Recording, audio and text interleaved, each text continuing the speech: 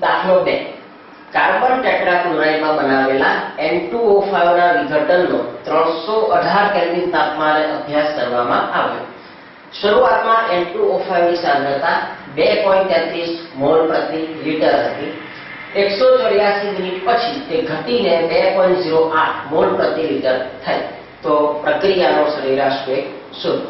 મિત્રો, પ્રક્રિયા અહીં આપણને આપેલી છે. 2N2O5 gives 4NO2 plus O2. સૌપ્રથમ આપણે જે કિંમતો આપેલી છે તે આપણે લખી લઈશું. N2O5 ની શરૂઆતની સાંદ્રતા આપણને આપેલી છે 2.33 મોલ પ્રતિ લિટર, એટલે કે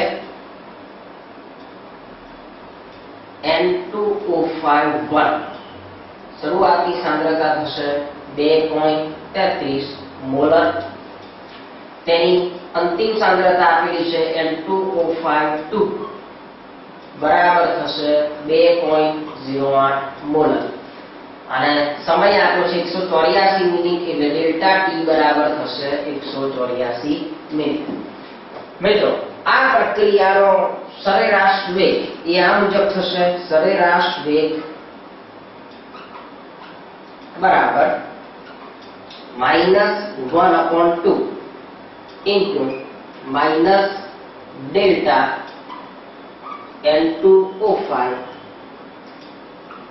અપોન ડેલ્ટા ટી બરાબર -1/2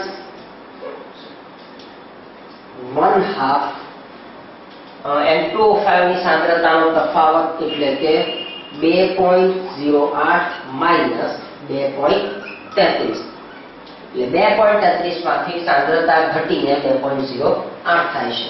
છેદમાં ડેલ્ટા ડી એટલે 184 મિનિટ થશે બરાબર, જેનું આપણે સાદું રૂપ આપીશું એટલે આપણને મળશે 6.79 into 10⁻⁻⁴